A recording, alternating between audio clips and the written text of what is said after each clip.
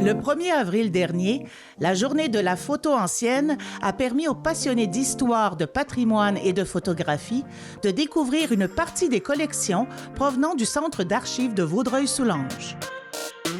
D'où vous est venue l'idée de créer cette Journée de la photo ancienne? La photo ancienne, c'est une archive. Elle nous raconte une histoire. Elle nous raconte la vie des gens de la région, les activités, les bâtiments.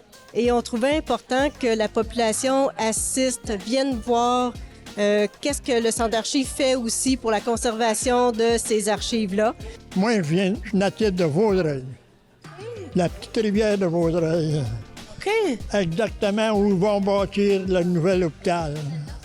Qu'est-ce qui a motivé le choix de votre programmation aujourd'hui?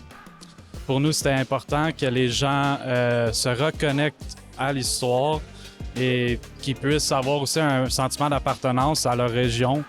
Quand j'allais chez le dentiste Pilon, j'allais à l'école où est présentement le musée. Ça, je me rappelle de ça. Aujourd'hui, ce matin, on a eu un atelier pour enfants avec l'artiste Samia Crispin. Donc, les enfants pouvaient faire une petite caméra en bois. Aussi, on a un atelier pour adultes, initiation au cyanotype par Émilie Léger.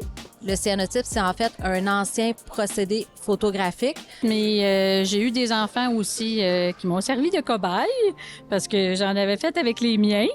Mais là, j'ai un bon échantillon pour les ateliers scolaires. Puis je pense que les enfants aussi, ça les intéresse.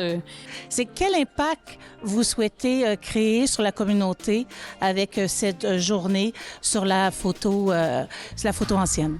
En fait, on espère créer plus de liens avec les citoyens. Une photographie, c'est une archive, c'est un document important. Donc, que les citoyens prennent conscience qu'il y a une conservation à faire avec ces documents-là, qu'il faut qu'ils en prennent soin pour que les générations futures puissent avoir accès à l'information qui se trouve sur l'image.